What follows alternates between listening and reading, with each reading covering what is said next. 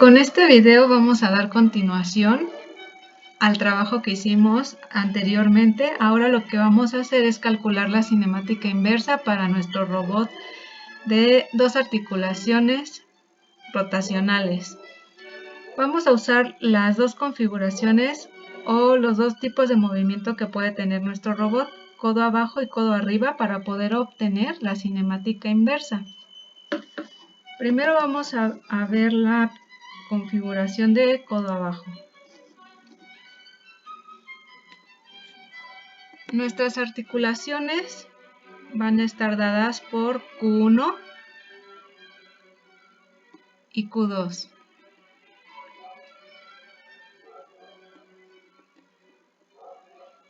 Entonces, la cinemática inversa lo que trata es, a partir de la posición final del efector, que es lo que nos interesa, vamos a obtener qué posición deben tener las articulaciones, es decir, qué ángulo debe tomar Q1, qué ángulo debe tomar Q2 para alcanzar esa posición.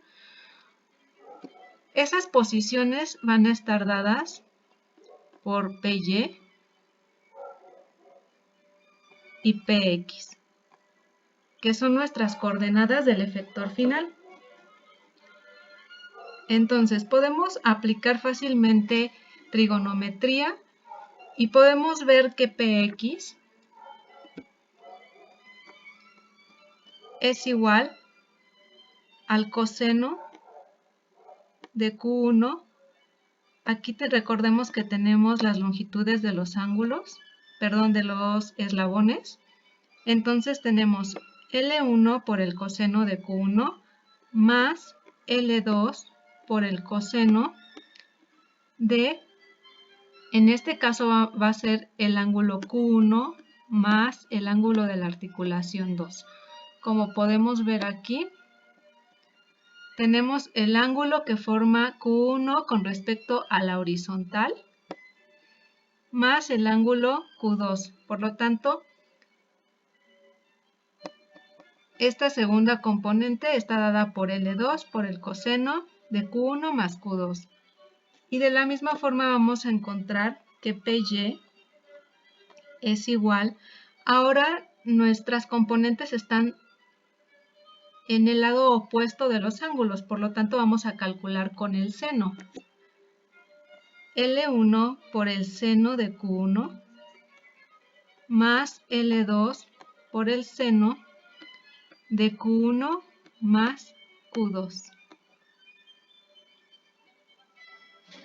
Entonces, hasta ahí tenemos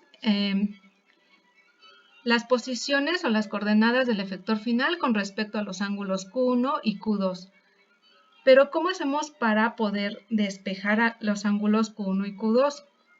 Lo que vamos a hacer es tratar la segunda configuración, que es decir, codo arriba del robot, para poder por medio de trigonometría encontrar esos ángulos, porque no es tan trivial poder despejar Q1 y Q2 de estas dos ecuaciones. Lo que vamos a hacer en este caso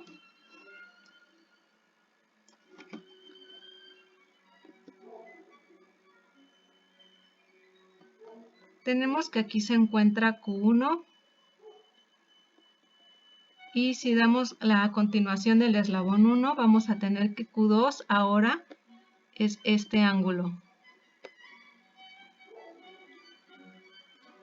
Podemos trazar una línea desde el origen hasta el efector final, y si recordamos que aquí tenemos a L1 y de este lado tenemos a L2, que son las longitudes de los eslabones, podemos ver que esta línea corresponde a la hipotenusa que se forma entre las longitudes de los dos eslabones.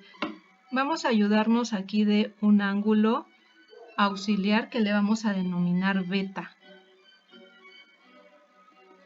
que se encuentra entre la horizontal y nuestra hipotenusa.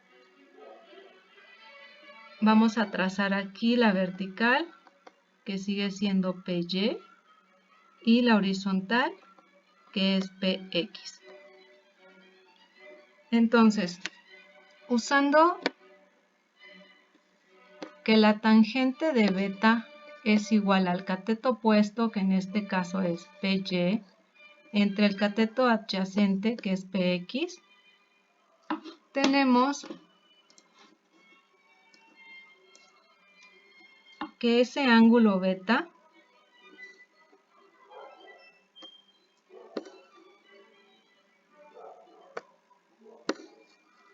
es igual a la tangente inversa de PY entre PX.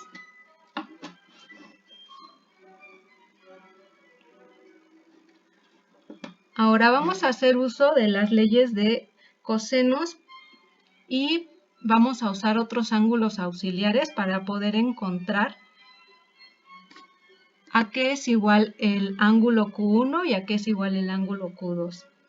Entonces vamos a usar un ángulo auxiliar que va a estar desde nuestra hipotenusa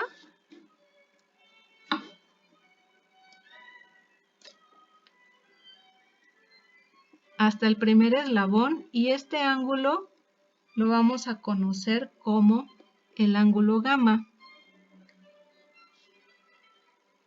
En este mismo triángulo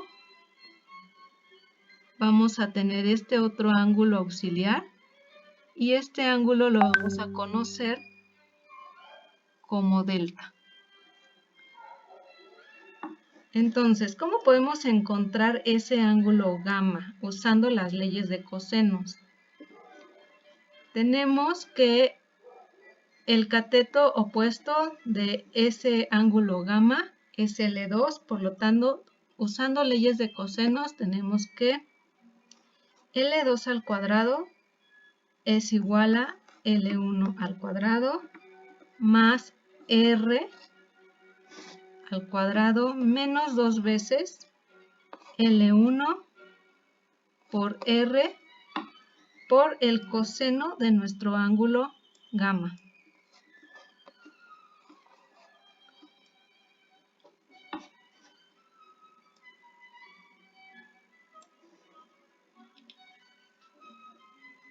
Por lo tanto, gamma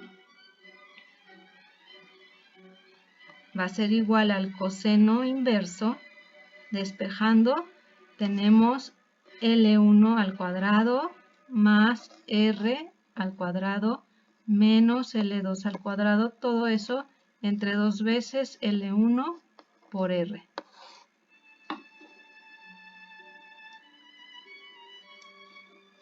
Y lo mismo vamos a hacer para encontrar a nuestro ángulo auxiliar, delta. Para delta, el cateto opuesto es R, entonces vamos a tener que, usando leyes de cosenos, R cuadrada es igual a L1 al cuadrado más L2 al cuadrado menos 2 veces L1, L2 por el coseno de delta.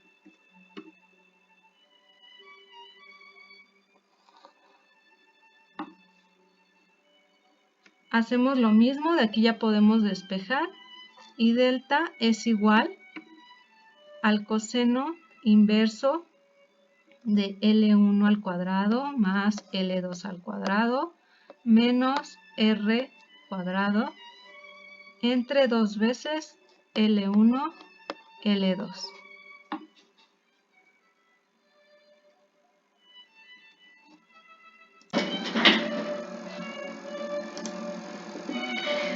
Una vez que ya calculamos los ángulos auxiliares, como podemos ver en nuestro esquema, vamos a calcular los ángulos de las articulaciones como Q1 igual al ángulo beta más el ángulo gamma, y Q2 es igual a 180 más el ángulo auxiliar delta. Lo que sigue ahora es, con esta cinemática inversa que calculamos, la vamos a agregar a nuestro archivo de parámetros para poder simularlo con ayuda de la librería Arte de MATLAB. Ahora vamos a poder darle un valor al efector final, un valor en coordenadas, es decir, queremos que en X y en Y se sitúe en tal punto. Y a partir de ese punto lo que va a calcular es qué ángulos debe tener cada una de las articulaciones para alcanzar el punto que nosotros le demos.